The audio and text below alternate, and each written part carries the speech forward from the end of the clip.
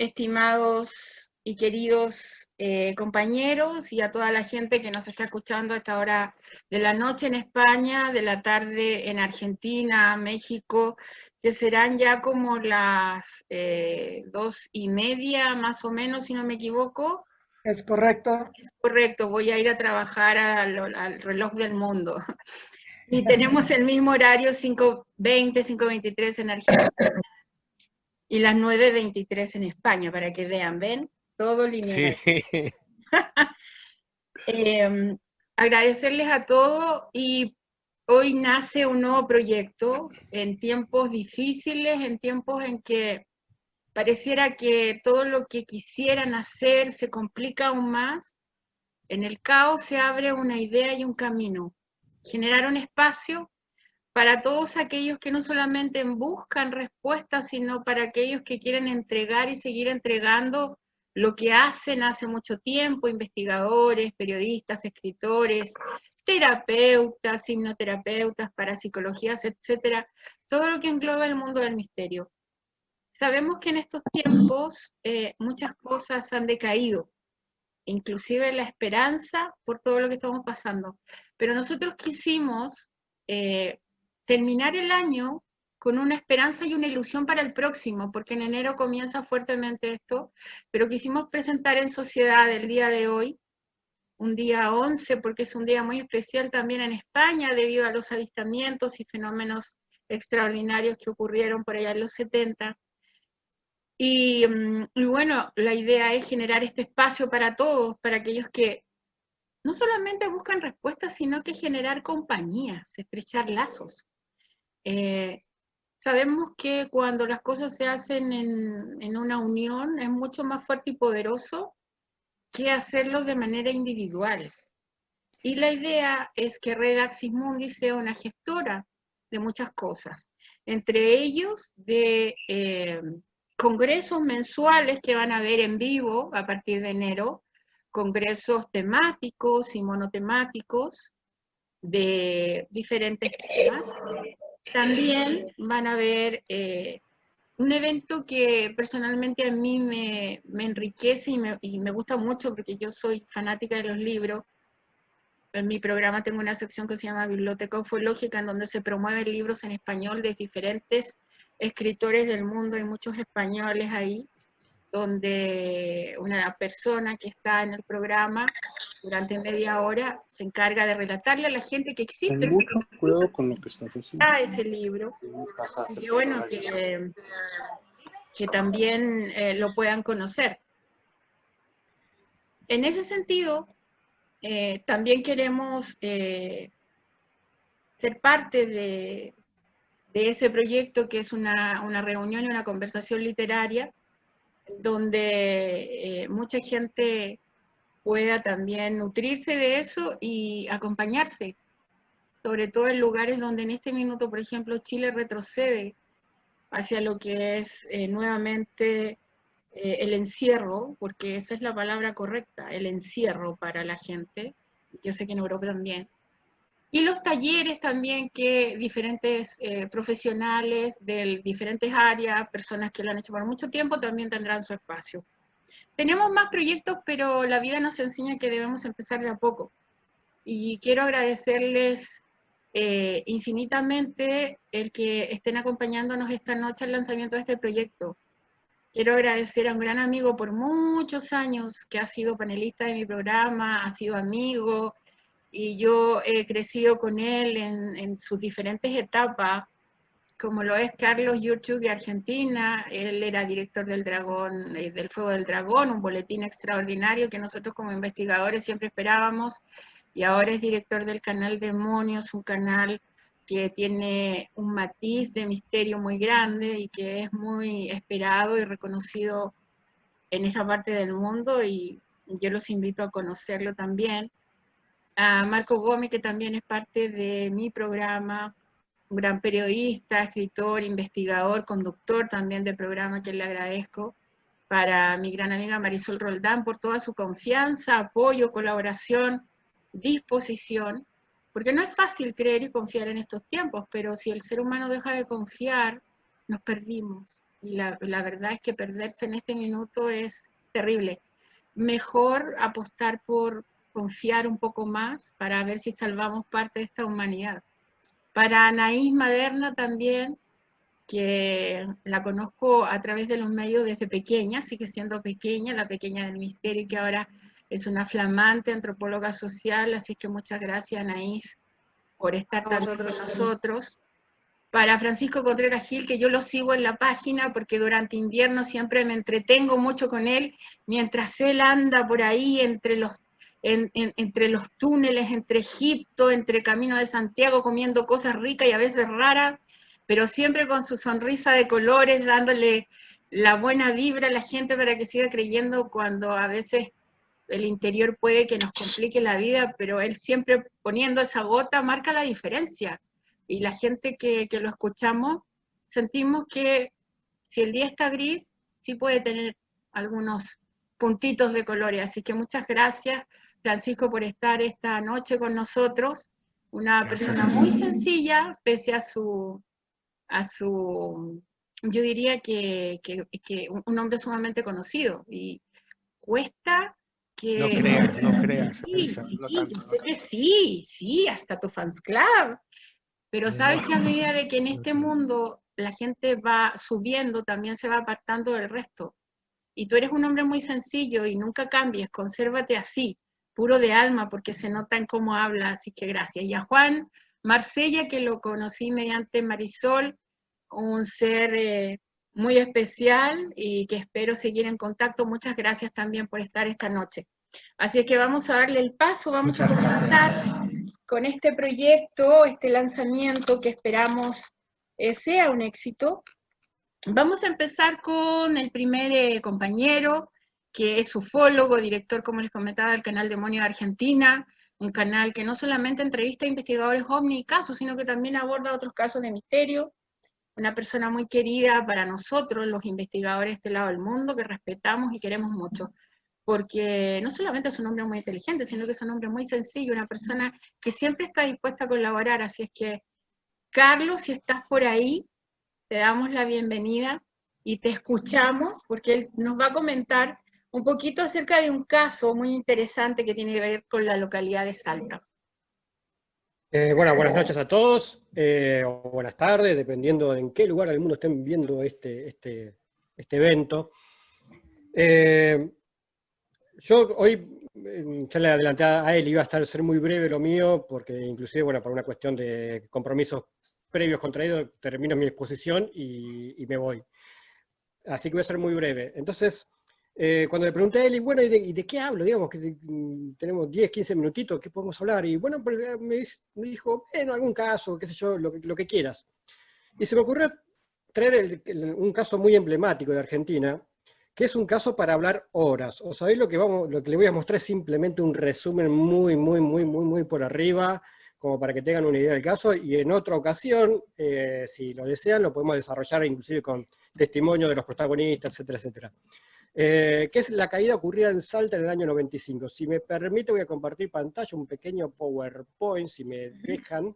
¿Me podés habilitar? No sé qué es el anfitrión, si vos, Eli, o quién. Está abajo habilitado ahí, puedes compartir, listo. No Ok, perfecto. Entonces, vamos a compartir la pantalla rápidamente. Déjenme comer un segundo acá estas cosas que me aparecieron ahora. Esta conferencia, que en realidad lo que voy a mostrar ahora es un resumen de una conferencia obviamente mucho más extensa, la di originalmente en el año 99, el caso ocurre en el 95, yo la di en el 99, y esta primera imagen era la primera imagen de aquella conferencia, que tienen a la derecha un dragón, que es el logotipo del dragón invisible. El dragón invisible era la página que yo tuve en internet entre el año 98 y 2012. Tuvo 14 años en el aire, que no tiene nada que ver con El Dragón Invisible, un podcast que hay por ahí dando vuelta de España, absolutamente nada que ver. Entonces, como recuerdo, dije, bueno, como primera imagen voy a traer esta diapositiva, digamos, que fue la original que estuvo en aquella conferencia del 95, Y esta misma conferencia la di hace unos días atrás en un congreso virtual que se hizo acá también en Argentina con invitados del exterior. Entonces, para que se ubiquen geográficamente, a ver si me deja esto, ahí estamos. Como la mayoría no es de Argentina, como para que se ubique geográficamente donde ocurren los hechos, acá tienen arriba de todo a la izquierda, la Sudamérica, Argentina en verde oscuro, y arriba a la derecha, o sea, en el noroeste de Argentina, en rojo, está la provincia de Salta. Dentro de la provincia de Salta, que es el mapa mayor, voy a pasar a la siguiente imagen. Dentro de esa provincia de Salta tenemos acá arriba, no sé si se ve el mouse, yo estoy señalando con el mouse, pero no sé si Sí, lo ven. se ve. Acá arriba a la izquierda está la capital de la provincia, que es la ciudad de Salta. Hacia el este está la ciudad de Joaquín B. González. ¿Y por qué marco esta ciudad? Porque en esta ciudad está el principal investigador civil que investigó este caso desde el minuto cero, y es literal, desde el minuto cero. Y acá, hacia el sur, en esta región, que está en este punto rojo, está acá abajo, es donde se produjo propiamente la caída. Como van a ver, la región propia de la caída es una región totalmente inhóspita. Cero población, muchas quebradas, sierras quebradas, etc. La vegetación es muy, muy, muy densa, y es típico de las caídas ovni, ¿no? Que siempre caen los ovnis en lugares de difícil acceso, digamos. No es que cayeron a la vuelta de tu casa, sino que caen en lugares de muy difícil acceso. No sé por qué, si es casualidad o es a propósito, pero en esta región así tan inhóspita es donde cayó el objeto. Como te decía, el principal investigador civil es esta persona que está a la derecha, es Antonio Galvagno. El que está al medio soy yo, cuando era joven, con el coso rojo. Bueno, y al lado mío está Gabriela, mi esposa, y mi hija Zoe, cuando era pequeñita. Este es uno de los tantos encuentros que tuvimos con Tony allá en la ciudad de Salta. Tony Galvagno vivía en la ciudad vive actualmente en la ciudad de Joaquín B. González, la ciudad que te mencionaba antes. ¿Qué ocurre? Vamos directamente al caso. 17 de agosto del año 95, se escucha dos explosiones seguidas y un fuerte temblor de tierra. Como la zona, el noroeste de Argentina es una zona muy sísmica, con mucha actividad sísmica, es relativamente común que ocurran terremotos o sismos de importancia. De hecho, en este mismo viaje, que uno de los tantos viajes que hice a Salta, tuvimos un terremoto, digamos, directamente. O sea, una mañana nos despertamos con un temblor. Yo que vivo en una zona que, todo lo contrario, que es una zona muy estable sísmicamente, bueno, ahí pude presenciar en primera persona un terremoto. Entonces, como esto ocurre, reitero, el 17 de agosto del 95, pleno mediodía. Como se siente esa explosión y ese temblor, muchas personas de la región pensaron que era un terremoto, salen a la calle, y cuando salen a la calle se encuentran con esta columna de humo, ¿no? Que ahora, hasta el momento de esta toma ya está un poco disipada, pero originalmente era un poco más densa la columna de humo. Entonces los pobladores ven esta columna de humo. Voy a detenerme un segundo en esta foto. No se ve en esta primera imagen, en la foto original sí se ve bien, pero bueno, ampliándolo un poquito, digamos, a la izquierda de la columna aparece un pequeño punto llamativo que, bueno, tiene cierta relación con lo que describieron después algunos testigos. O sea que esta manchita negra que ven acá podría coincidir con algo que mencionaban los testigos que voy a después comentar, ¿tá? Pero sigamos con el relato. Entonces, Tony Galvagno, una de las personas que vivía ahí en Joaquín B. González, que además es piloto civil, tenía un ultraliviano en ese entonces, decide ir hasta el aeroclub de Joaquín B. González, tomar el avión ultraliviano, cargarlo de combustible y salir en búsqueda del lugar de lo que había pasado, de dónde venía esa columna de humo. Hasta ese momento, obviamente, no se sabía bien qué es lo que había pasado, ¿no? Cuando toma el ultraliviano y levanta vuelo, ese primer día la columna de humo ya había disipado por los vientos fuertes. Entonces, en ese primer vuelo no pudo ubicar el lugar del origen de esa columna de humo, el lugar de lo que después sería lo que se supone el impacto. Y aparte, como es un terreno desértico, con pocos puntos de referencia, es todo igual, digamos, toda esa región, toda montañosa, la vegetación es toda constante, entonces fue muy difícil ubicarla en ese primer vuelo. Tardó casi 2 semanas en encontrar el lugar del impacto. ¿Por qué? Porque él estaba buscando en una región, en un lugar particular, que después hablando con muchos testigos, porque paralelamente a los vuelos, él se dedicó a recorrer todas las ciudades de la zona para hablar con diferentes testigos. Hasta que una testigo que vivía cerca del lugar del impacto le indica el lugar más aproximado donde pudo estar el origen, y ahí fue cuando en un vuelo pudo ubicar el lugar del impacto. Pero ¿qué pasa? Ahí lo están viendo, este es el ultraliviano que tenía Antonio Galvagno. Esta persona es Antonio Galvagno, el de jeans celeste y la camisa marrón clara. ¿Y por qué está así destruido el ultraliviano? Porque cuando Tony, o sea, Antonio Galvano, Tony, como le decimos los amigos, ubica la huella, la marca que dejó el impacto, en ese vuelo el avión pierde sustentación. Cuando el avión pasa por arriba de la marca, pierde sustentación.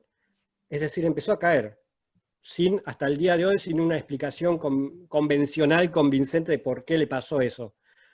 Tony, que es un piloto con muchas horas de experiencia, pudo zafar, digamos, maniobrar y hacer un aterrizaje de emergencia, pero bueno, como verán, el ultraliviano quedó bastante dañado, y él por suerte no tuvo mayores consecuencias, digamos, tuvo apenas golpes menores. Entonces, hacen el aterrizaje de emergencia, que no es donde aparece ahora, esto es porque después el avión lo rescatan y lo llevan a un lugar más plano, digamos, ¿no?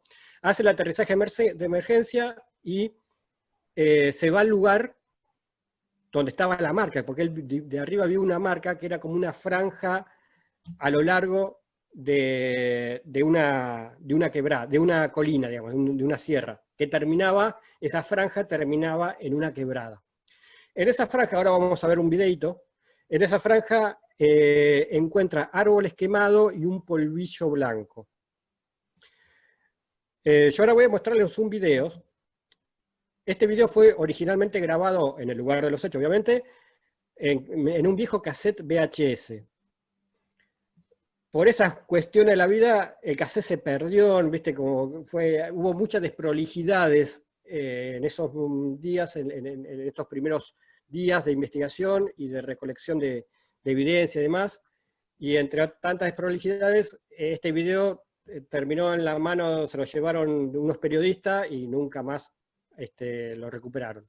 Pero yo pude rescatar de diferentes fuentes unos segundos de ese video original, como para que tengan una idea muy básica de cómo era la marca, ¿eh? Aclaro, la claridad obviamente no es 4K ni nada por el estilo, ni siquiera es HD, así que tengan en cuenta eso al ver el video. Esperemos que se pueda ver bien, ahí los está cargando, denme un segundo. Bueno, ahí los colores tampoco no son muy ideales, pero lo que quieren que vean es simplemente esto, los árboles quemados, el terreno, bueno, acá lo van a ver en otra toma, con un polvillo blanco. Esto es un dato llamativo, esta piedra así cortada tan particularmente, después la vamos a ver más en detalle. Este es el polvillo blanco que había en el lugar. Por ejemplo, ahí están viendo el árbol quemado, seco, y el polvillo blanco disperso en diferentes zonas del lugar. ¿Qué era ese polvillo blanco? Era potasio, según los análisis, era potasio casi puro, creo que era un 90 y pico % de pureza tenía. Y estaba disperso a lo largo de toda esa franja. Ahora bien, hasta ahora estamos diciendo todo lo que investigó Antonio Galvano, pero nos estamos contando qué fue lo que pasó exactamente. Lo que hablan los testigos, es que un disco, un objeto en forma de disco, mientras comento esto, vuelvo a pasar el video para que lo vean, pero para que poner una imagen, que un objeto en forma de disco venía del norte, supuestamente de Bolivia, y fue impactado por, digamos, dos especies de misiles, por llamarlo de alguna forma. Eran dos objetos mucho más pequeñitos que emitían como un zumbido. Cuando impactan el objeto, se escuchan las dos explosiones, una por cada impacto, digamos, que eran casi seguidas. Y el objeto es como que, en una primera versión, digámoslo así, el objeto explota y cae a tierra. Digamos que pasó por arriba de esta franja, muy cerca de esta franja de tierra, que está así como quedó, y después, en teoría, había caído en una quebrada, que está a continuación de esa franja. Esta era la primera versión. En los últimos años, hablando con Tony, él sostiene que en realidad, para él, es una opinión personal de él, el objeto nunca cayó a tierra, sino que de alguna o de otra forma desapareció, se desintegró, o bueno, de ahí pueden haber muchas hipótesis, ¿no? De que para él pasó como a otra dimensión. Bueno, la cuestión que para él nunca cayó a tierra. ¿Y esto por qué? Porque nunca encontraron restos de nada. No encontraron ningún resto del objeto. Ya voy a volver a el tema de la piedra. Como dato interesante es que, como siempre ocurre en este tipo de casos, vino gente que habla inglés y con ayuda de fuerzas locales es como que acordonó el área y limitó el trabajo que estaba haciendo Tony Galvano y un grupo de civiles en aquel entonces. Está claro que también la otra opción es que por ahí sí había restos y ellos se los llevaron los norteamericanos, pero bueno, eso todavía no es un tema para debatir. Volviendo a la huella, esta es la marca que dejó, esta es la piedra que yo mencionaba, una piedra que tiene un corte muy particular, que estaba en la huella, digamos, en esta franja de tierra. Fíjese el resto de la zona así, media oscura, media quemada del lugar. Acá una ampliación de esta piedra que la traigo porque era muy llamativa, digamos, ¿no? Porque no se explica muy bien cómo. La otra parte de esa piedra, digamos, estaba en un sector como a 10 metros del lugar, digamos, ¿no? No se explica muy bien cómo es que se cortó así la piedra, pero bueno, son detalles. Esta es una de las pocas fotos que se difundieron en su momento, pero que en realidad esta foto no tiene nada que ver con el caso. Es una quemazón de tierra que nada tenía que ver con el caso, pero como se difundió mucho en su momento y muchos lo asocian al caso, yo lo muestro simplemente para decir que esta foto no tiene nada que ver con el caso, se usó solamente para acompañar una nota periodística.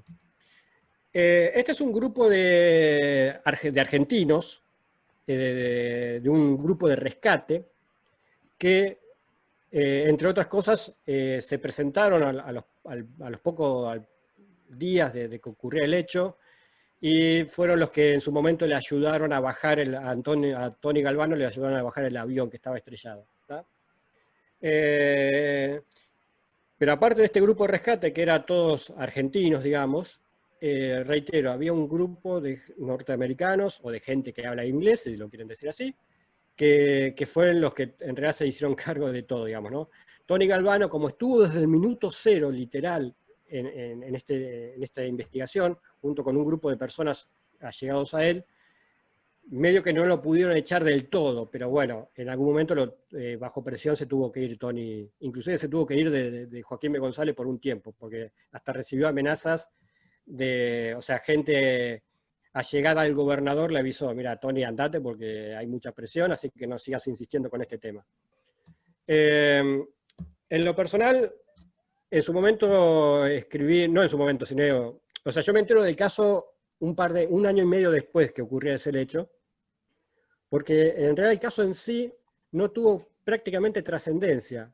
Salió una nota periodística en una revista y después cayó al olvido.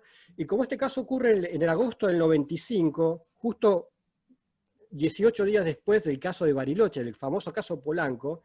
En esa época todos los medios de noticias estaban con el caso Bariloche, el caso Polanco, todos los medios de comunicación seguían hablando de ese caso, así que esta caída en Salta pasó totalmente desapercibida. Y por eso inclusive nosotros como investigación nos enteramos al año de que había pasado todo esto. Pero bueno, en su momento yo le escribí correo electrónico al gobernador, a mucha gente de diferentes organismos, entre ellos a la División de Prensa de Gendarmería Nacional, que era un organismo que algunos comentaban que habían intervenido en el tema. Lo interesante de la respuesta que recibo de Gendarmería, las negritas son originales del correo, es que si bien en la respuesta que recibo de Gendarmería dice que destaca, digamos, que Gendarmería Nacional solamente le brindó apoyo logístico, menciona que había un grupo, una comisión, concretamente la Comisión de Estudio de Fenómenos Especiales, CEFE, que era la que estaba encargada de parte de Argentina de todo lo que sea la investigación de este hecho. El CEFE, bueno, también es un tema para hablar aparte, era una comisión oficial que había gente de organismos oficiales como Gendarmería y demás, y también investigadores civiles. Pero los investigadores civiles que estaban en esta comisión nos enteramos años después que habían estado en esta comisión, porque no lo decían. Pero bueno, acá ya en esta respuesta que recibe Gendarmería se hace mención a esta comisión. En resumidas cuentas, y dejo de compartir pantalla. Denme un segundo, que es dejar de compartir. En resumidas cuentas, el 17 de agosto del 95, en el norte de Argentina, un objeto discoidal, aparentemente es derribado, no cayó por cuenta propia, sino que aparentemente fue derribado, o fue impactado, mejor dicho, por dos objetos más pequeños, que fueron las dos explosiones que escucharon y sintieron todos los vecinos. Y hay dos opciones: o cayó y los norteamericanos se llevaron todo, como suele ocurrir, o si nos atenemos a lo que piensa Tony Galvano en los últimos tiempos, en realidad el objeto nunca cayó, sino que de alguna o de otra forma es como que se desintegró totalmente, dejando solamente como consecuencia esa franja de tierra quemada y demás. Pero bueno, esto ya queda a criterio o la opinión de cada uno. Es un caso que, pero lo que está claro es que personas que hablan inglés intervinieron a las pocas horas, o sea, es increíble, pero no es el único caso en Argentina que ocurre esto.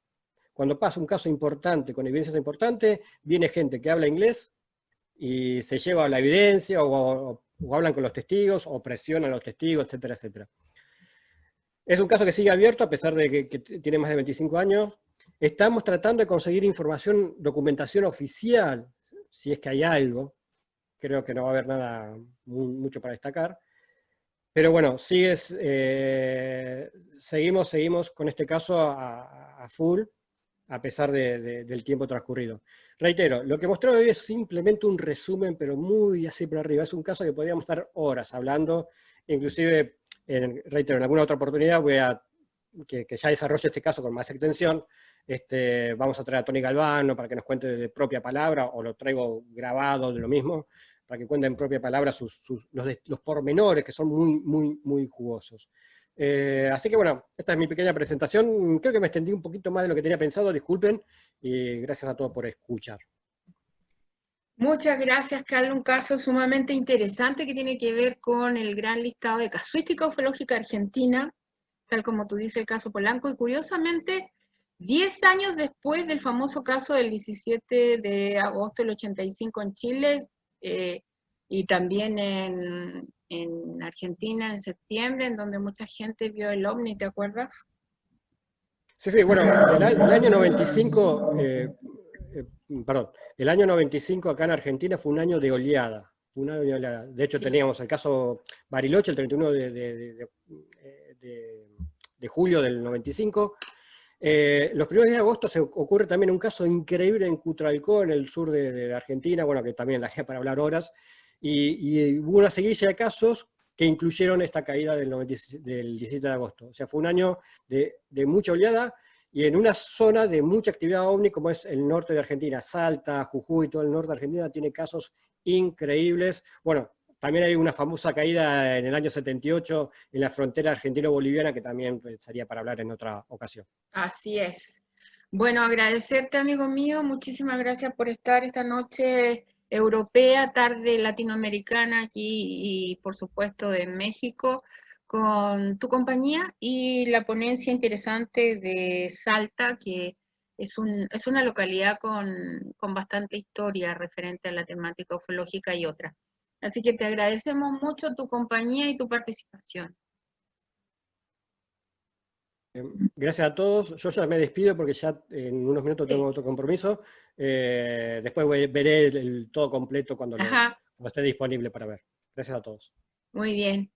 Y nosotros de Argentina nos vamos a España, donde está por ahí, me imagino, Anaís. ¿Estás por ahí? Por supuesto. Muy bien, es que yo no la veo, señorita. Sí, sí, estoy aquí. Está ahí. Me he quitado el Bueno, micrófono y la cámara para dejar hablar al compañero. muy bien. Tenemos el gusto de contar con Anaís Madera Roldán, una destacada antropóloga social, quien en este momento nos va a acompañar con una ponencia bastante interesante que tiene que ver con el mundo de los druidas. Los druidas, esta casta sacerdotal para muchos, enigmática y llena de magia, pero llena de contenido también, y que Anaís nos va a exponer hoy en la noche. Adelante, Anaís. Muchas gracias, Elizabeth. No sé si soy gran destacada de la antropología porque apenas he empezado, digamos, mi camino por esta disciplina, pero yo la amo mucho, mi disciplina, la antropología social, y le debo mucho, ¿no?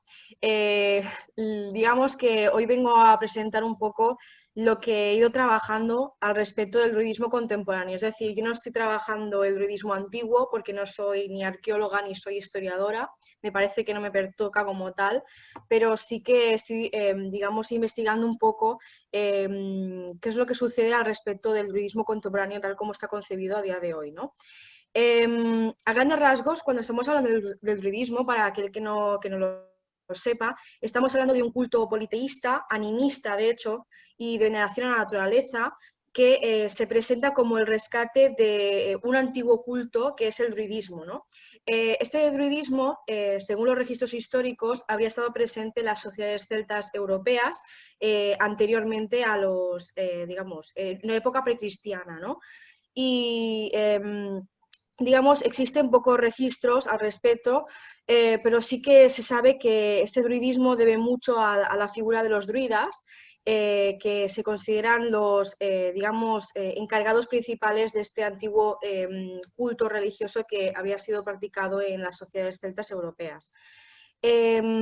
Como decía, no existe mucha información, no existen muchas fuentes las que poder realmente entender cuáles eran realmente, digamos, sus funciones, en qué consistía realmente su figura y por tanto hay mucho misterio alrededor de los druidas.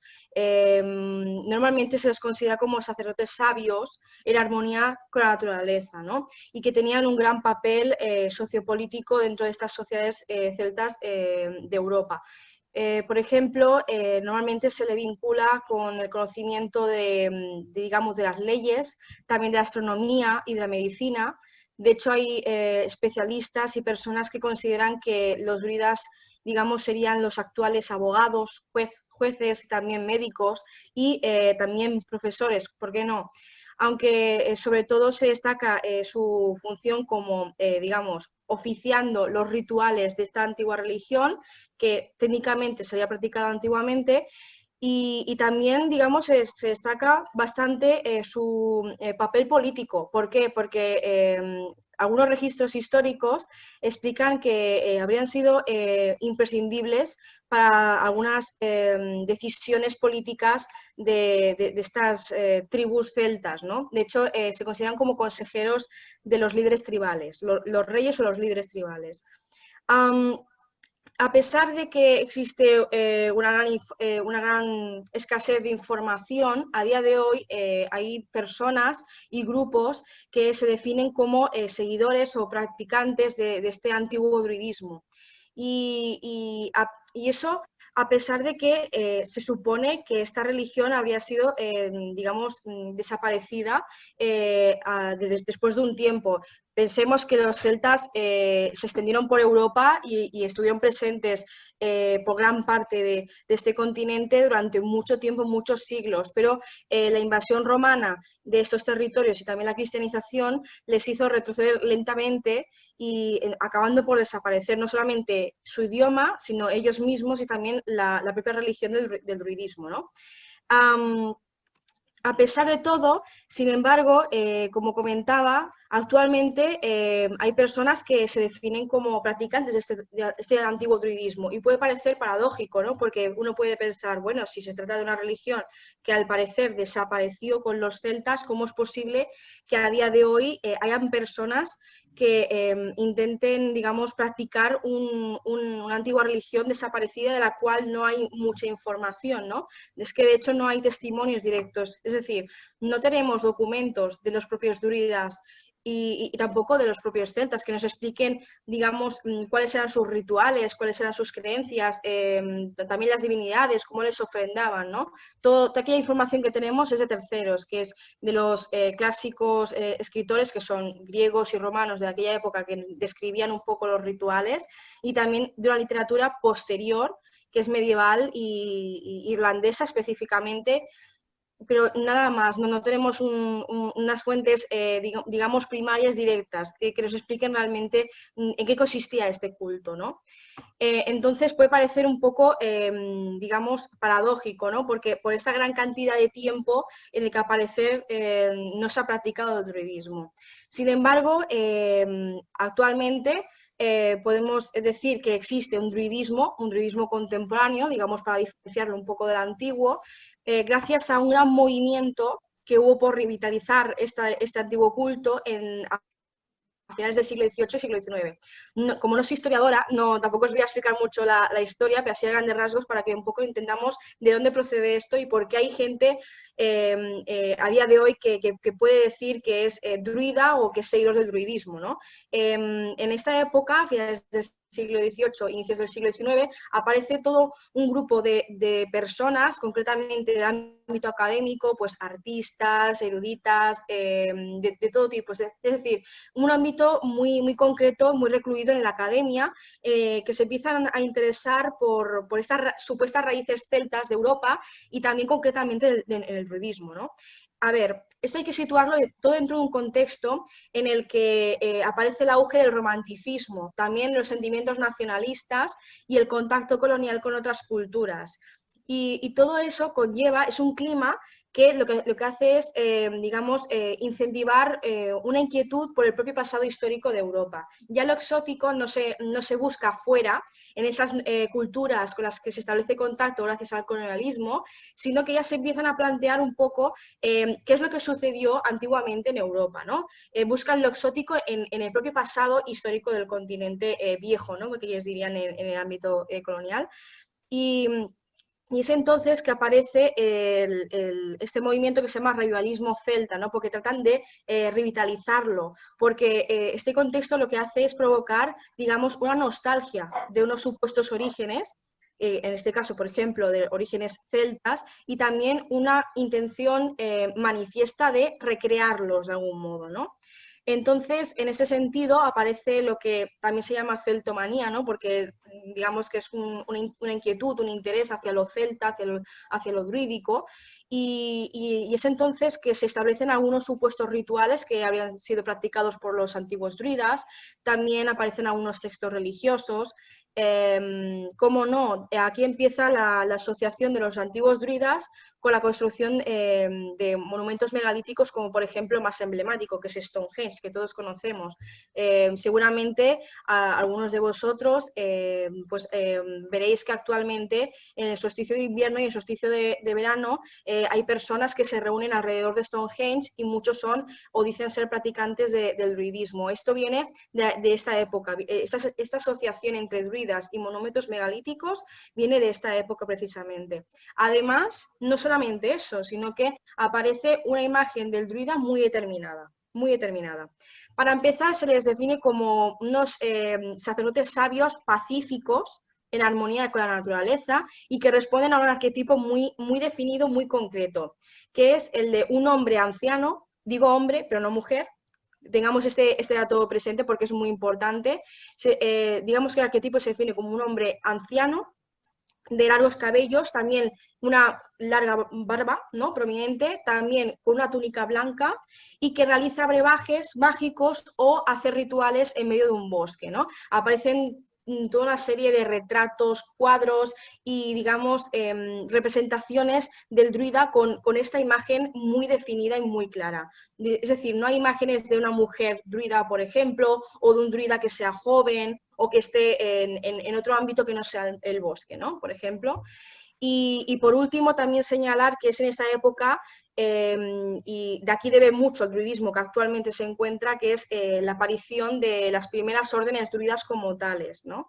Aparecen sobre todo en una época en la que también hay sociedades secretas, es cuando se empiezan a extender en Europa sobre todo, también el ejemplo de la masonería en Inglaterra se empieza a extender mucho en esta época, y entonces estas primeras órdenes en algunos casos lo que hacen es adoptar las características de estas sociedades secretas. Y actualmente, digamos, si os planteáis un poco, es decir, si os preguntáis cómo está la situación actualmente en cuanto al druidismo o lo celta, comentaros que hay un gran resurgimiento de este interés por las consideradas raíces celtas y también del druidismo.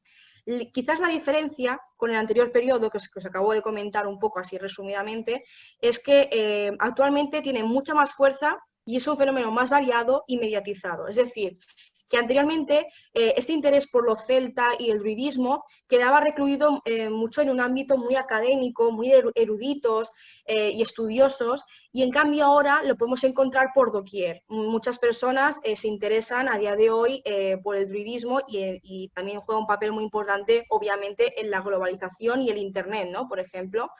Esto podemos encontrarlo, por ejemplo, en la comercialización. Es decir, existe cierta comercialización de estos supuestos orígenes celtas y también del druidismo. Os pongo un ejemplo muy sencillo. Existen símbolos celtas que se consideran digamos, que representaban a estas antiguas sociedades celtas y, por ejemplo, encontramos tatuajes en diferentes personas que, digamos, que se tatúan estos símbolos celtas, como por ejemplo es el triskel o la trisqueta, que digamos que se han popularizado de alguna manera, ¿no? También encontramos que se populariza mucho las llamadas bodas celtas, ¿no?, que técnicamente desde los grupos druidas lo que hacen es reclamar que estas bodas deberían de ser oficiadas por un druida o una druidesa. Sin embargo, hay empresas que lo que ofrecen son bodas tematizadas y una de estas bodas tematizadas es utilizando esas representaciones de lo celta y el druidismo, ¿no?, para entenderlo. Aunque también no puedo obviar que en la New Age, que supongo que muchos conoceremos aquí, se ofertan servicios como el tarot celta y el horóscopo celta, ¿no? A pesar de que hay personas que consideran que es algo incongruente porque técnicamente los druidas son mucho más anteriores a la aparición del tarot y del horóscopo, ¿no? Por lo tanto, es algo contradictorio. En segundo lugar, también actualmente encontramos esta imagen que os comentaba del arquetipo del druida, la encontramos en la cultura pop, es decir, encontramos personajes con este arquetipo y este estereotipo tanto en videojuegos, literatura, series, películas, es decir, por ejemplo, encontramos un ejemplo paradigmático en la serie de cómics de Asterix y Obelix. En el caso de Panoramix, no sé si lo conocéis, es un entrañable anciano de largos cabellos blancos, también larga barba blanca, con túnica blanca, con una hoz en la mano, ¿no?, digamos, utilizando esa representación antigua.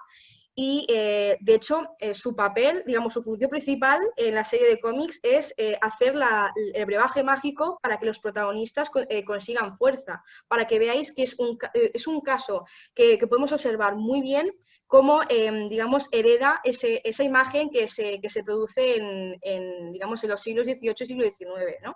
Y un ejemplo más reciente, si queréis otro ejemplo, en la serie de The Witcher, que ha sido, digamos, bastante conocida, en una serie de Netflix. El protagonista es un brujo, pero sin embargo uno de los personajes secundarios es un druida, se llama Mistoward. Bueno, yo no sé pronunciar muy bien estos nombres, pero se llama Mistoward, o intento pronunciarlo bien, y de hecho este personaje se caracteriza por ser consejero del rey, digamos, utilizando esta función tan esencial en la política de esas antiguas sociedades celtas, y también se caracteriza por tener facultades que le permiten ver el futuro, digamos. También otro ejemplo de cómo heredamos esa imagen, ¿no? De esas épocas del siglo XVIII, siglo XIX. En tercer lugar, también tengo que destacar el papel del Internet en todo esto, ¿no? Todo el mundo tiene Internet en su casa y podemos entender cómo es, digamos, un medio muy potente de difusión y de popularización de toda esta cuestión de lo celta y lo druídico, ¿no? Además, podemos entender que personas que les interesan estos temas pueden comunicarse y hablar sobre estas temáticas que tanto les gustan, pese a encontrarse en zonas geográficas completamente diferentes, desde una punta hasta la otra del mundo, ¿no? Y de hecho también es un lugar donde pueden encontrar información acerca de lo que es el druidismo. Hay muchas personas que su fuente de información no es un libro de una biblioteca, digamos, no es una persona cercana, sino que es el Internet. Empiezan a buscar, empiezan a indagar en Internet y encuentran información de todo tipo, ¿no? Y por último, quisiera destacar, ya para ir finalizando y para ir callándome, que supongo que estoy hablando demasiado, digamos que existen un gran número de órdenes druidas actuales que se han creado desde los años 80 y 90 sobre todo. Forman un movimiento muy amplio y muy variado, es decir, no las podemos clasificar en un movimiento muy homogéneo, muy igualitario, porque algunas órdenes defienden que se trata de un sistema filosófico o un modo de vida, mientras que hay otras que lo que hacen es reivindicar su carácter religioso. Ellas dicen que el druidismo es una religión como cualquier otra, solo que es invisibilizada y estigmatizada, ¿no? Porque no es tan visible, no es tan conocida como, por ejemplo, el cristianismo, el islam o el judaísmo, ¿no? Que son las grandes religiones. En ese sentido, algunas órdenes que lo que hacen es reivindicar este carácter religioso han intentado, y lo han conseguido también, legalizar, digamos, el druidismo como religión en algunos países. Algunos ejemplos que os puedo poner es en Inglaterra, que se consiguió en 2010, también en Canadá, en 2012, y aquí en España encontramos dos órdenes, catalanas en este caso, que consiguieron esta legalización. Es decir, el gobierno español considera el druidismo como una religión, ya que ha aceptado y, digamos, reconocido institucionalmente a dos órdenes druidas como órdenes religiosas, que es el caso de la Hermandad Druida d'Uragine, que es, digamos, tiene la sede en Barcelona, pero realmente es una orden y hermandad de toda España, es decir, que tiene creyentes por toda España. Y luego también encontramos la Orden Druida Fintan, que lo consiguió en el 2010 también, un poco antes de la hermandad, y en este caso tan solo se encuentra en Cataluña, en Vacarisas. Lo digo un poco para que encontramos ejemplos concretos de esta legalización, porque es muy importante para este druidismo contemporáneo, ¿no? Y por último, también destacar que mientras algunas órdenes se denominan reconstruccionistas porque ellas aclaman que intentan reconstruir el antiguo culto de una manera fiel y fidedigna, o lo que pueden, ¿no? Porque hay esta falta de información, pero dentro de lo posible ellas intentan hacerlo de la manera más fiel, ¿no?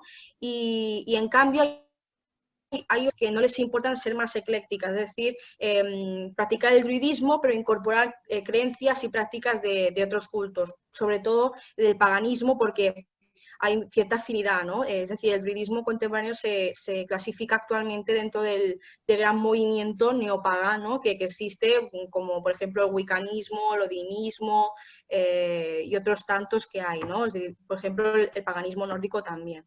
Y nada, por mí ya está. Muchas gracias por escucharme. Espero no haberme extendido mucho, la verdad. He intentado ir bastante a piñón, pero bueno. Uy, Anaís, un tema realmente fascinante, todo lo que tiene que ver con los druidas, por supuesto, y que tenga este grado de actualidad en España y que sean considerados como parte de un movimiento religioso, es algo realmente increíble, porque es como si estuviera un poco desfasado en el tiempo, como si faltaran pedacitos de historia, pero la verdad es que la historia de ellos, este tema es fascinante. Es para una noche con chocolate al lado de una chimenea, como es en el caso de ustedes, y yo sigo con los cubos de hielo acá en Chile porque seré prontamente un chicharrón, si ya no tenemos, el sol lo tenemos acá. Te agradecemos, querida Anaís, felicidades, Vosotros. expuesto, pero realmente increíble. La niña del misterio, como la conocemos hace tanto tiempo, y como una antropóloga espectacular. Yo sé que te va a ir muy bien y te agradecemos mucho que nos hayas acompañado en el nacimiento de este proyecto, Red Axis Mundis, tu casa para lo que tú necesites. Gracias. Bueno, y ahora vamos a, más que a conocer, vamos a quizás conversar, disfrutar un poco más de una persona que no importa si haya mucho sol, no importa si haga frío, da lo mismo, él con su mochila, sus libretas y con esa sonrisa que yo creo que aunque esté con un dolor siempre está. Y yo creo que esa es la magia que tiene este periodista, documentalista, investigador, todo un Indiana Jones, pero dentro de la magia y el misterio, porque trata los temas de una manera bastante particular, muy completo, siempre con su sonrisa, deseándonos a todos que nos vaya muy bien, que la vida nos siga y nos saluda donde quiera que estemos con sonrisas de colores. Francisco Contreras Gil, como lo conocemos todos, el mágico guía de la ruta del Camino de Santiago, uno de los temas, porque él es escritor, tiene muchos libros, pero yo me quedé ahí, me quedé en... No me despego de la ruta. Mucho, sobre todo porque también entrega una cantidad de cultura increíble, una gran contribución a la cultura española, al turismo también español. Así es que España debe estar tremendamente agradecido de que a través de tus viajes, tus columnas, tus libros y tus en vivo en Facebook, porque yo todavía recuerdo aquellos caminos por el costado de algún lago por ahí, yo digo, ¿cómo él va a caminar por ahí? Y sigue caminando y encuentra un espacio más allá, y nos encontramos con una construcción antigua que algo ocurría ahí y nos lleva. El hombre de las rutas mágicas de España, Francisco, muchas gracias por estar esta noche con nosotros. Muchas gracias a ti, Elizabeth. Gracias a todos por estar ahí. Gracias a todos los que están ahora en directo, los que nos verán después. Bueno, Indiana Jones. Prefiero ser un contador de historias. Soy periodista, reportero, documentalista y escritor, pero me siento heredero de los trovadores, juglares, juglaresas, ministrilis y goliardos del medievo que contaban historias, ¿no? Sí. Un contador de historias. Allí en tu tierra, pues con un vaso con agua bien fresquito y al calor. Aquí en el hemisferio norte estamos con chimenea y al calor de la hoguera para contar historias.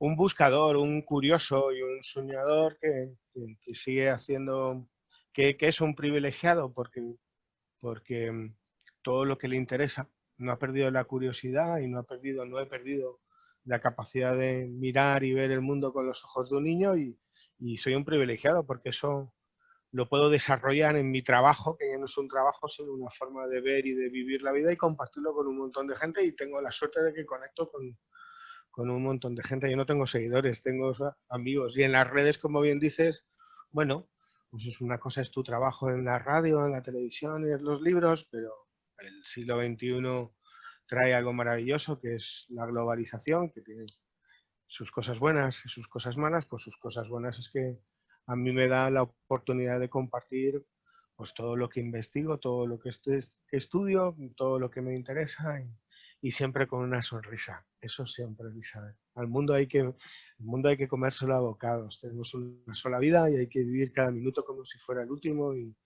y no esperar a mañana, y siempre hay que sonreírle a la vida por muy dura que sea con uno, ¿eh? Y a todos nos afecta, a unos más, a otros menos, en un momento de una forma más terrible, en otro de una forma más amable, pero siempre son sonrisas de colores y siempre buen camino y buena vida. Bueno, mira, qué bonito lo que ha contado Carlos, el caso Salta. Sí. Oye, como esto, hablabas de que empezábamos Red Axis Mundis, fíjate, más que el día 11, a mí me gusta, en unas horitas estamos en el día 12 del 12, ¿eh? Esa clave es maravillosa. Sí. El día 11-11 fue una oleada que hubo en España hace varios años, empezó a las 11 de la mañana del día 11 del 11º mes, en octubre, y empezó en el aeropuerto Barajas. Pude investigarlo en el aeropuerto de Madrid-Barajas, cuando César Cabo, que era uno de los jefes controladores aéreos, hizo una nota oficial contando que un artefacto no identificado, OVNI, vamos a dejarlo así, objeto volador no identificado, había provocado que varios aviones no aterrizasen en el aeropuerto. Algo cuando menos sobrecogedor, ¿no? Un aeropuerto que tiene la cantidad de vuelos, de viajes, de aterrizajes y despegues, pues se paralizó por culpa de los no identificados, sean lo que sean los no identificados y vengan de donde vengan. Pero eso ocurrió. Y aquello me dio para poder investigar pues, innumerables casos que se dieron en esa fecha, ese 11 del mes 11. Bueno, me proponías hablar, tenemos 10 minutos apenas, te decía, gracias a Carlos por ese caso Salta. Un día podemos hacer paralelismos, ¿eh? Y preparo un PowerPoint y a mí me ha encantado el desarrollo que ha hecho Carlos de su caso. Le digo que no se preocupe, ¿eh? En España hay mucho listillo, llamamos aquí, que aprovechan los nombres de otros para hacer los suyos, pero mira, la verdad siempre prevalece y al final uno se entera de todo. Así que no se preocupe que su dragón invisible, el de Carlos, ahora demonios, es maravilloso, ha sido maravilloso y está siendo maravilloso. Escuchaba a Anaís hablar de los celtas. Joder, qué guay, cómo mola que la gente joven se interese y tenga esa curiosidad. Mira, de celtas tiene nexo de unión, ¿eh? Con lo que voy a hablar. Claro, habría que ver qué son los celtas, porque técnicamente, como bien sabe Anaís, los celtas son todos los pueblos de lenguas indoeuropeas. Lo que pasa es que nosotros tenemos esa referencia, en España concretamente, de los pueblos del norte, de Galicia, del País Vasco, Asturias, Cantabria, Pirineo aragonés, Pirineo catalán, en el caso del resto de Europa, de Irlanda, pero es muy interesante y tiene relación con el tema del que voy a hablar. Me proponías un tema para hablar. Bueno, voy a ser muy escueto porque a mí lo que me gustaría proponerte es que de aquí a un mes hiciéramos un live en directo y preparo imágenes. Yo acabo de venir de realizar 250 kilómetros del Camino de Santiago, desde Francia, subiendo los Pirineos a 1.600 metros de altura, bajando por los valles, el Camino Navarro, y que entra por la Comunidad Foral de Navarra. He recorrido toda Navarra y luego La Rioja, lo que pasa es que por la situación de la pandemia del COVID se cerró perimetralmente una de las comunidades, Castilla y León, y tuve que parar. Es una pausa porque en marzo vuelvo a seguir andando y a caminando allí donde muere y renace el sol todos los días, el antiguo fin del mundo en Europa, Finisterra.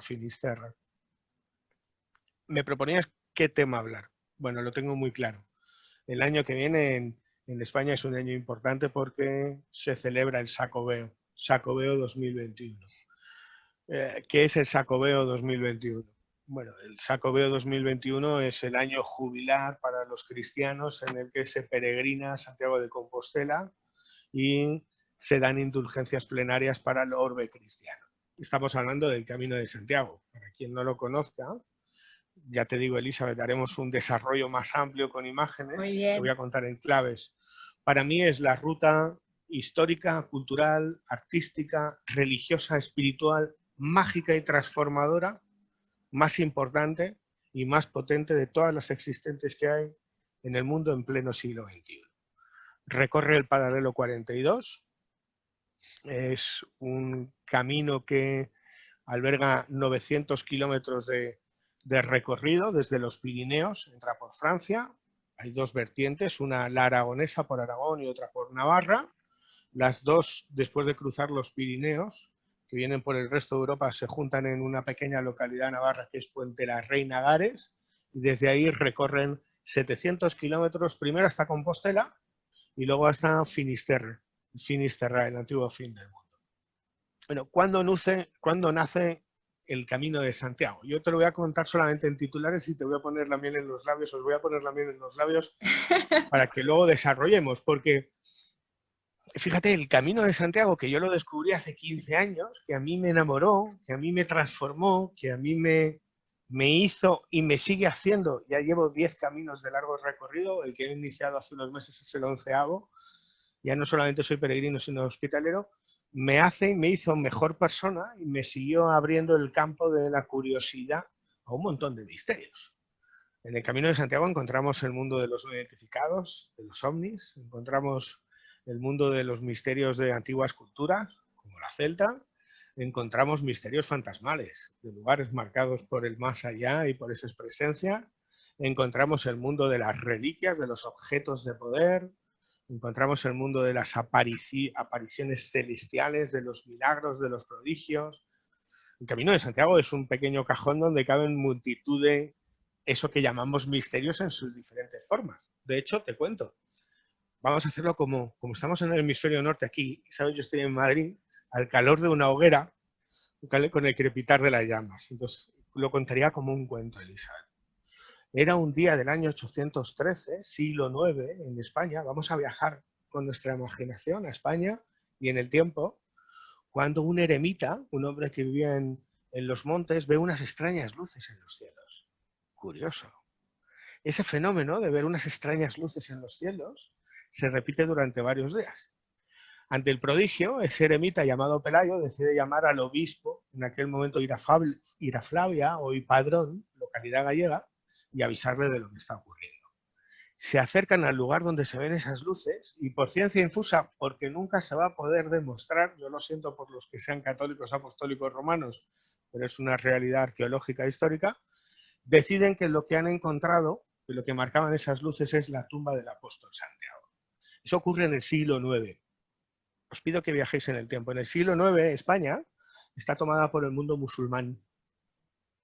Absolutamente toda la península, salvo un grupo de, vamos a llamarlos como los galos, Asterix y Obelix, en el norte, en las montañas, en Cantabria y en Asturias, que resisten. Pero España está completamente tomada por los musulmanes. Y ese supuesto descubrimiento de la tumba del apóstol Santiago hace que de repente todos los cristianos que habían huido a esas montañas empiecen a vertebrarse y se empiezan a vertebrar los reinos peninsulares cristianos. Te lo voy a resumir más. Con ese descubrimiento, que además alberga la primera conspiración de la historia en España y en Europa. Ahora te cuento más detalles. Lo que se inicia es la Reconquista, la Cruzada Iberosolar. Todos los cristianos empiezan a tener un mismo pensamiento único que es religioso, posteriormente cultural, empiezan a tener una comunicación, se crea una frontera invisible porque se van uniendo caminos y empieza la Reconquista. ¿Por dónde se vertebra ese camino? Bueno, es muy importante dejar puntos claves. Se vertebra por lugares que son mágicos, sagrados para otras culturas anteriores y por las vías de comunicación que utilizaron los romanos. Estamos hablando de que se vertebran por las calzadas romanas que unían toda Europa y por puntos mágicos sagrados de culto a los antiguos dioses como íberos, celtas, fenicios. Así se va uniendo. Hay un punto de inflexión en el siglo X, un siglo más tarde. Almanzor, que es un jerifante musulmán, arrasa la ciudad de Compostela, solamente deja la tumba del apóstol y lo que era un fenómeno local, peninsular, se convierte en un fenómeno internacional. El Papa Urbano ha perdido sus poderes en Jerusalén y el hallazgo de la tumba y el arrasamiento, la destrucción de Almanzor llama a toda la cristiandad de Europa. A partir del siglo X podemos decir que Europa se va construyendo caminando a Santiago de Compostela. De hecho, cuando llegas a la ciudad de Compostela hay una inscripción en el suelo que te dice que Europa se construyó caminando, peregrinando a Compostela, porque se genera como una autovía. El Camino de Santiago a partir del siglo X y más concretamente en el siglo XII se convierte en la red de redes de la época medieval. Desde Aragón y desde Navarra circulan todo tipo de conocimientos, de filosofías, todo tipo de gentes venidas de toda Europa. A partir del siglo XII hay un cambio cuantitativo y cualitativo y lo da un tipo fascinante que pertenece a otro de los grandes misterios del camino. Se llama el maestro Mateo y pertenece al mundo de los gremios de constructores. Los gremios de constructores son fascinantes. Eran los únicos hombres libres en época medieval, no pagaban impuestos a nadie, no se debían a nadie, eran nómadas, se dejaban la barba larga para hacer huelga, tenían un conocimiento secreto, era experimental, vivían en logias, eran los antiguos herederos de los primeros constructores, estamos hablando de Israel, Egipto y Roma, le daban un valor muy especial al tallado de la piedra y a la piedra en sí. Los egipcios decían que todas las imágenes tenían el Ka, tenían vida, ellos trabajaban con la piedra de la misma forma. Hoy tenemos el concepto de arquitectura y de decoración, ellos no construían cosas bonitas, ellos construían artefactos que en un tiempo en el que la gente no sabía ni leer ni escribir, se movía por lo sensorial. Cuando vas a una catedral gótica, cuando vas a una iglesia románica, te mueves por los sentidos, por el sonido, por la luz y sobre todo por algo fascinante, por las energías geotelúricas, lo que hoy conoce todo el mundo como el Feng Shui. Cuando uno entra en una catedral gótica o en una iglesia románica en el Camino de Santiago, está entrando en una máquina del espíritu. De hecho, os habéis preguntado, cuando entráis en una catedral gótica, lo primero que hacéis, Juan, Marisol o Anaís, que están más acostumbrados a entrar en catedrales góticas, lo primero que haces es levantar tu cabeza y mirar hacia las cúpulas, ¿no? Inconscientemente el mensaje de los gremios de constructores sigue activo, porque tú ya estás poniendo todo tu cuerpo en busca de una conexión con lo luminoso, con lo prodigioso, que para eso servían esos templos. Bueno, a partir del siglo XII, el maestro Mateo, con el pórtico de la gloria, con la nueva construcción de la Catedral de Compostela, hace algo único. Mirar, hasta el siglo XII, los peregrinos que venían de toda Europa iban a adorar una tumba enrejada en el suelo. Y el maestro Mateo construye la estatua que todo el mundo ha visto en internet y que todos los peregrinos abrazamos. Un tipo que es fascinante, se convierte en un hereje, porque la iglesia perseguía la idolatría. Y él crea una estatua del apóstol Santiago. Paradójico. Un tipo muy particular. Los gremios de constructores, que son los que vertebran el Camino de Santiago, son los herederos de la masonería especulativa. Anaís hablaba de los celtas. Bueno, yo ahí difiero, ¿eh? Cuando los gremios de constructores dejan de existir, que es con el nacimiento de las universidades en el siglo XVI, en Inglaterra, sobre todo en Inglaterra y luego en Francia, esa forma de vida con esos rituales, con esos códigos que son secretos porque se transmiten de forma oral, esos conocimientos, la parte más exterior, la donan a diferentes grupos que se sienten atraídos por esa forma de ver, de trabajar y de vivir. Y los gremios de constructores trasladan sus conocimientos o parte de esos conocimientos a lo que hoy conocemos como masonería.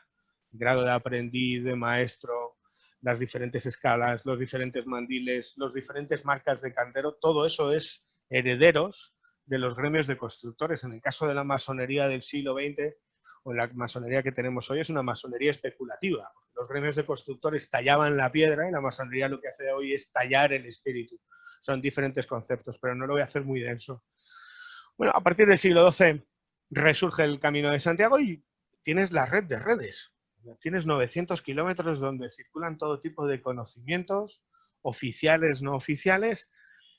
Aparece otro de los grandes misterios, y es el de una orden, la primera orden de caballería religiosa, la que lo cambia todo. Yo lo llamo los ángeles rojiblancos, non nobis domine, la orden del temple. Los templarios son la primera orden de caballería religiosa, hasta que San Bernardo de Claraval no constituye la orden del temple. El que era monje y el que era soldado era soldado. Pero fijaros qué curioso. Hoy tenemos un conflicto y un problema con los yihadistas, ¿no? No, pues los primeros yihadistas del medievo fueron los templarios. San Bernardo de Claraval y los templarios eran los que decían: si mato al infiel, voy al cielo. Fijaros qué curioso, ¿no? Pero el mundo de los templarios es fascinante. se han escrito ríos y ríos de tinta. Para mí, muchos dicen muchas barbaridades, pero sí que es verdad que el mundo de los templarios y el Camino de Santiago tienen cosas muy curiosas. A día de hoy no se sabe por qué demonios se crea esa orden, ni qué es lo que hacen cuando están cerca de 10 años en Jerusalén. A día de hoy sabemos que, bueno, fueron la primera gran multinacional de Europa. Es decir, ellos crearon el nuevo sistema económico, los cheques los crean ellos, se convierten en los grandes bancarios. Ellos albergan una serie de conocimientos que son herejes para la iglesia de su tiempo, pero que a nosotros nos fascinan, en astronomía, en cartas marítimas. Acordaros qué velas llevaba Colón en sus barcos. Acordaros. En cartografía, en astronomía, en medicina. No deja de ser curioso que el estilo gótico surge en Europa con la aparición de los templarios. Es más, los templarios son los que traen el culto a un personaje para muchos fascinante. Yo es que soy pagano, para muchos fascinante. Hasta la llegada de los templarios, la Virgen María era un personaje secundario apestado y echado a un lado. Y es el culto a la Virgen María lo traen los templarios y con ellos un culto muy particular, el de las vírgenes negras, el de la diosa madre. Bueno, los templarios tienen una parte muy legendaria, donde hay muchos ríos de tinta y mucha fantasía, pero sí que es verdad que atesoran ciertos misterios y los dejan y los van dejando en el Camino de Santiago, ¿no? Ellos se ubican en diferentes puntos muy concretos a lo largo del Camino de Santiago, lugares donde se dan cultos a los antiguos dioses, al sol, a la luna, a la madre tierra, a la naturaleza. En ellos dejan esos cultos a las vírgenes negras, siempre camuflados con leyendas. Bueno, todo eso hace que el Camino de Santiago desde el siglo X hasta el siglo XV se convierta en algo fascinante que hoy todavía sigue vivo. El moderno Camino de Santiago, el que hoy conocemos, ha tenido diferentes épocas. A partir del siglo XVI se convierte en una ruta de truhanes, bandoleros y aventureros.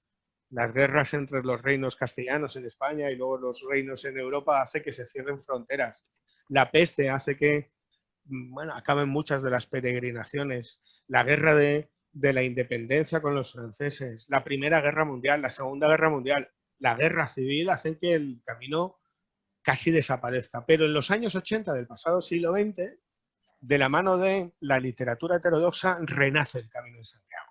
Son tres claves. Juan García Atienza, padre de la España mágica, el tipo que empieza a una sociedad como la española que sale de una dictadura a hablarle de templarios, de vírgenes negras, de lugares mágicos sagrados, de corrientes telúricas, de guayas, los llamaban los celtas. Bueno, pues pone en boga y en la literatura la existencia del Camino de Santiago desde una perspectiva mágica. Además, él los relaciona con el por todos conocidos Juego de la Oca. Y luego hay otro punto de inflexión que es en los años 80. Juan García Atienza en los años 70 y en los años 80 un sacerdote en Cebreiro se llama Elías Baliñas, que es el que pinta por primera vez el tramo que va desde Cebreiro hasta Compostela, son 150 kilómetros, y a partir de ahí, bueno, surgen diferentes asociaciones de peregrinos que vertebran, van trazando el actual Camino de Santiago.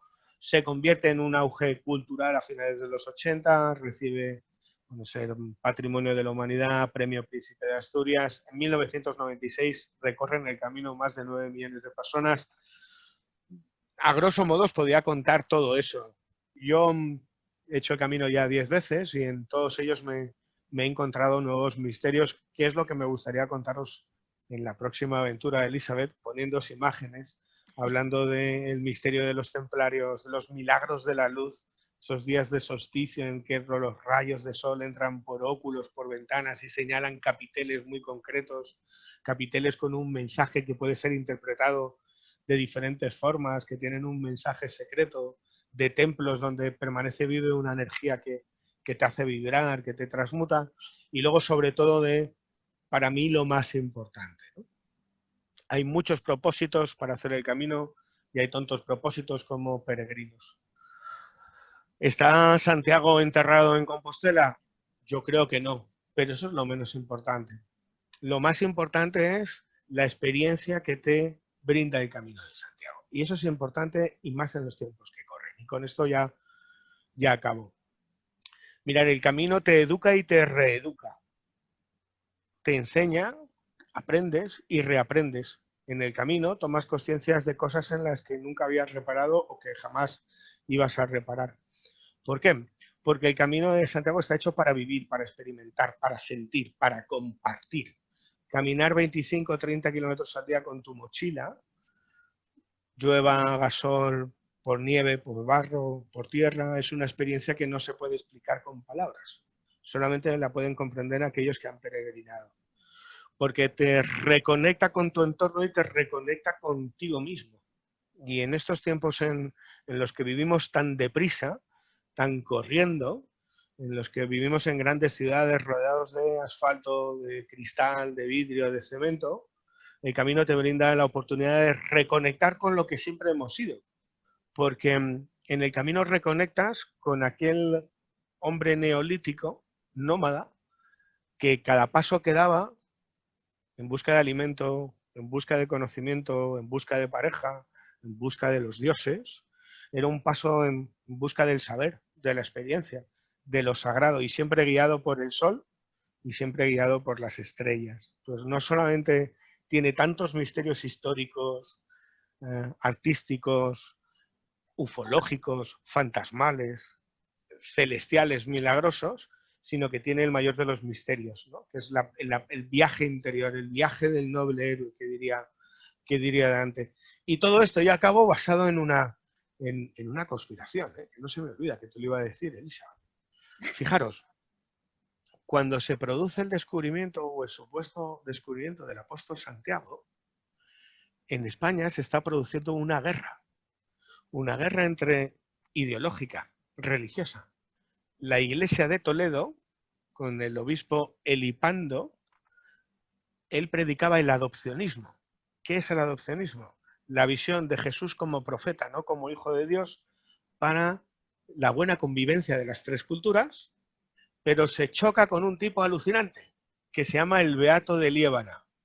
Por todos conocidos porque hizo los mejores o los mayores o los más reconocidos manuscritos miniados, se conocen como beatos, los comentarios al Apocalipsis, el mayor copy-paste de la historia del mundo, porque lo que hizo es copiar los comentarios del Apocalipsis de San Juan. Esos comentarios luego son tallados en las iglesias del románico y del gótico en toda Europa durante siglos. Bueno, pues entre el obispo Elipando, que predica el adopcionismo, y el beato de Liébana, que predica a Jesús como hijo de Dios, gana el beato de Liébana, quien además se saca de la manga la biografía de que Santiago ha estado peregrinando o ha estado cristianizando en Hispania, la Iglesia de Roma y la Iglesia Oriental. De aquellas conspiraciones surgió el supuesto descubrimiento, nació el sello oficial y el Camino de Santiago. Pero bueno, ya os contaré más cosas, porque no me quiero enrollar mucho y prefiero, si te parece bien, Elizabeth, el día 31 se abre la puerta santa de la Catedral de Compostela, que solamente se abre en los años santos. Es un momento fascinante, es un momento mágico, así que si quieres en enero preparo imágenes de los kilómetros y kilómetros de misterios que hay y lo compartimos con todos y así dejo tiempo para el resto. Pero claro que sí, encantados todos, esperaremos ansiosos ese momento y por supuesto esperamos seguir contando contigo en Redaxis Mundi para que no solamente viajemos, sino que para escucharte también, porque no toda la gente tiene esa habilidad desarrollada de cautivar y de usar bien las palabras para hacer un relato, porque hay mucha gente que escribe muy bien, pero que no cuenta historias bien. Entonces, bueno, yo creo que, mira, todos los que nos hemos juntado esta noche aquí, sí, hablaremos mejor o hablaremos peor, escribiremos mejor o escribiremos peor. Pero ¿sabes qué pasa, Elizabeth? Que cuando uno habla con el corazón, exacto, amiga, entonces todos los que nos hemos juntado aquí, porque, bien, hombre, pues a Carlos no tengo el gusto de conocerle, a Mago de Joasco tampoco, pero a Marisol y a Juan les quiero desde hace años. Hemos vivido un montón de historias en España investigando, hemos reído, hemos llorado y yo sé con qué gente me quiero juntar, ¿eh? Yo sé con qué gente quiero caminar, ¿eh? Sí. Y yo sé que la gente que nos hemos juntado esta noche, mira, ¿hablaremos mejor o hablaremos peor? ¿Estaremos en grandes medios o en pequeños medios? Eso es lo de menos, ¿eh? Al final Así es. quedan las personas y al final queda el corazón. Y la gente que nos juntamos esta noche somos gente que somos buscadores, que son auténticos, que se Exacto. lo han pateado, que han ido a los sitios, que cuando han tenido que decir que algo es fraude lo han dicho, pero que cuando Sí. tienen dudas las comparten y te las plantean, pero sobre todo que hablan con el corazón, saben de lo que hablan, y eso Así es. da igual que hables bien o que hables, entiéndeme, que cautives o que no cautives, que estés más arriba o más abajo. Lo importante es contar buenas historias que te ayuden a ir un paso más allá, que te ayuden a saber más. Mira, lo importante es que en esta charla, en esto que has montado, todos vamos, yo creo que todos vamos a saber y conocer que ni sabíamos ni conocíamos todo lo que queríamos saber y conocer. Todos, nosotros los primeros, yo el primero. Y eso es maravilloso. Y eso es el camino. Muy bien. Hermosas palabras del corazón y del alma, como dices tú, porque cuando uno hace las cosas así, honestamente, transparente, se nota. Siempre. Y esa es la idea, de menos a más y de frente y Hombre, si no, luego copian los ojos títulos. claros. Mira lo que le ha pasado. Luego, si no copian los títulos, mira lo que le ha pasado a Carlos. Sí. Qué malo soy, ¿eh? En España, cuando lo vean esto en España, alguno me va a buscar, que me busque. Qué malos son. Bueno, cosas que pasan en la vida, pero nosotros aquí vamos a seguir adelante. Claro. Te agradecemos No hay mayor, mucho. mira, no hay mayor halago que la imitación. Sí, eso es cierto. Vamos a dejarlo así, vamos a seguir vibrando alto. Disfrutando de la noche. Muchas gracias, Fran, por Gracias este a ti. momento Buen agradable. camino, buena vida a todos. Os escucho a todos.